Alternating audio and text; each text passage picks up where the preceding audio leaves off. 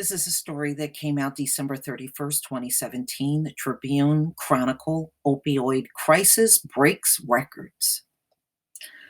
129 probable ODs means 258% increase since 2012. And as you can see from this chart, it just keeps going up and up and up every single year. No end in sight. More than 100 dead from accidental drug overdoses hasn't been the only effect of another record-setting year in the trenches of the opioid plague in Trumball County. More kids are living with relatives or foster families because of dependency and neglect. County departments struggle under budgetary constraints, responding to a need for services. More police officers have become medics. The county jails is bursting at the seam. Toxicology reports lag behind, and more families are living without their sons, daughters, mothers, fathers, and friends.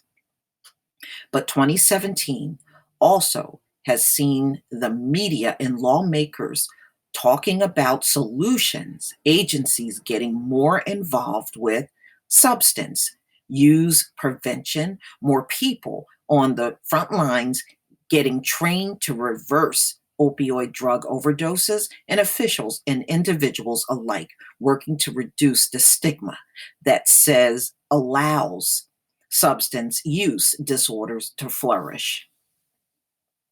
Wow. We still have a long way to go when it comes to erasing the stigma of addiction, and the understanding of addiction is a disease. There are still negative attitudes and beliefs about the use of Narcan and incarceration as tools in this fight. But as more and more people continue to come to the table and talk openly about what once was an uncomfortable topic, the more potential there is to create meaningful, lasting change, says Lauren Thorpe, Director of Recovery and Youth Programs at the Trumball County Mental Health and Recovery Board. I am hopeful that 2018 will bring new opportunities and partnerships that will result in groundbreaking programs and innovative ideas. One thing that 2017 has shown me is that our community is becoming more and more aware, and we are all in this together. I've been hearing that line a lot lately. There is hope that groundwork laid in the past few years will help bring an end to the public health crisis. In 2017, at least 64 have died from accidental drug overdoses, the majority of whom had opioids of some type in their bloodstream at the time of their death, and at least 65 others are suspected to have died from the cause, according to the Trumbull County Coroner's Office. Trumbull County Coroner Dr. Humphrey Germanuk has been unable to finalize the status of the remaining 65 deaths because of a backlog in autopsies and the length of time it takes to get back toxicology screenings, according to his office.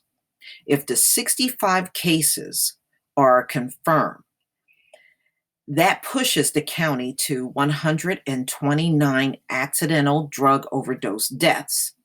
You know why they're labeling it that way? So the families can collect insurance if you say it's an accidental death and not a suicide. Moving on. And you can't tell me all of these drug addicts aren't intentionally trying to commit suicide. Many of them are. Okay, moving on. Breaking the record of 107 set in 2016 and the 88 deaths in 2015. So as the caseload rises at the coroner's office, Germanuk is asking for funding to add a position to help him keep up with the work. Communities across the nation struggle to fill forensic pathologist positions, and Trumbull County commissioners struggle to find money in a tight budget to assist Germany the costs. It might be difficult to calculate the cost in dollars that years of addiction to opioids has wrought on the budgets of individual and businesses or city and county governments, but in hopes of paying for some of the increased costs to county departments. Trumbull County Commissioner in 2017 joined multiple counties in Ohio and other states to file a lawsuit against opioid pain pill manufacturers, distributors, and pushers. The suit came after the Trumbull County Commissioner in April declared the opioid crisis an emergency, as did many other Ohio counties, though the state itself did not. Trump declared a public health emergency in October. So, like other states, they all filed lawsuits against the pharmaceutical companies. We've heard this a million times. The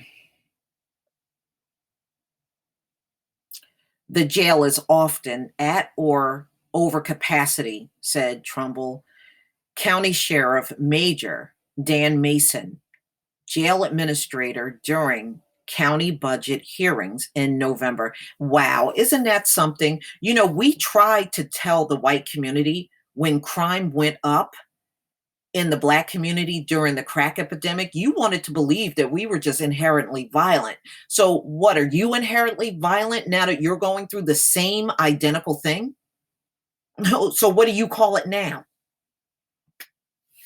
People are full of shit. The sheriff's office requests an increase of 24% for operating expenses in 2018 over its $6.32 million 2017 budget. The cause for the overcrowded cells, the opioid crisis, Mason said. The cost doesn't only lead to more spending on obvious items like food and supplies, but also medical expenses, Mason said. And because of the opioid plague, those expenses are higher than they have been in the past and include more mental health services. You see how they're getting treated in jail? Remember, when crack addicts went in there, you just had to dry out. Okay? You weren't given any comfort. You had to dry out from your addiction, cold turkey. But when they go in, oh, we got to get supplies and we have to get medical this and medical that. And we have to get this for mental health services. Oh, they got everything in place for them in jail. Jail sounds like rehab.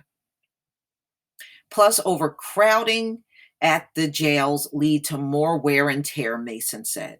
A full body scanner, the jail expended $118,000 in hopes of increasing security and reducing the presence of drugs in the facility, was implemented in September.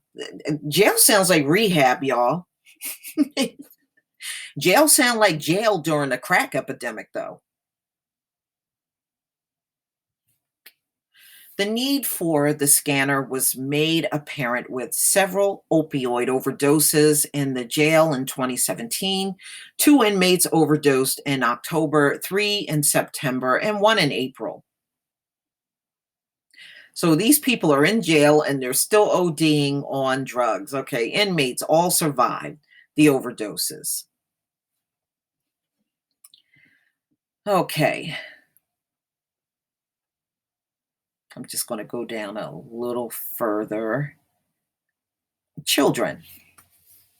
For the past year, it has seemed that we have not been able to escape the daily stories of families being crippled by a loved one's addiction and children who have not ever taken a drug, becoming the youngest victim of this epidemic, Thorpe said. Children in Trumbull County have found their parents in the middle of overdoses and even dead. Adults have been arrested for having their drugs around children, caring for their children while intoxicated, and driving while intoxicated with their kids in the car. Some kids have left alone. Okay, so kids were left alone while their parents were getting high. Okay. The disturbing trend has left children in the care of grandparents and other relatives and in custody of Trumbull County Children's Services. Well, that same thing happened during the crack epidemic. Hmm. Okay. In Trumbull County, calls for abuse and neglect are higher so far in 2017 than they were in 2016, and there are fewer foster families available to take kids who need care outside their families, said Tim Schaffner, executive director of Children's Services. You know what? I'm surprised the child molesters ain't go after these kids yet. Oh, they'll get around to it. Between 2013 and 2015, the number of kids in the agency care soared by 40%. And the cause? The opioid plague, Schaffner said. Our kids in custody continue to go up. Our referrals go up. Abuse and neglect calls are up, Schaffner said. We are not surprised by this trend. We have been seeing it for a while. The agency provides services to 4,115 children in 2016 compared to 3,844 in 2014, according to the agency annual report. And in 2016, the county agency processed 1,433 referrals for children maltreatment in cases of abuse, neglect, dependency, and other, compared to 1,260 in 2014. There were 101 foster families in 2014, 92 in 2015, and 89 families in 2016. So the number is reducing for available foster families. Wow. According to the agency's annual report, there are now 68. The agency is holding a meet and greet, 5 to 6. Okay, so they're trying to find more families. 68 is not much when you have 4,115 children or more. Wow. That's a hard burden to take on because in many cases, these families, there's like siblings being put into these foster cares. It's not like you're taking one child in. Sometimes it could be 2, 3, or even more siblings. But I didn't read anything that didn't happen during the crack epidemic. But please tell me what you think, ladies and gentlemen. Please leave your comment and subscribe. And don't forget to hit on that notification bell. And please join me over on Black Junction TV and on blackspot.com. Peace, family.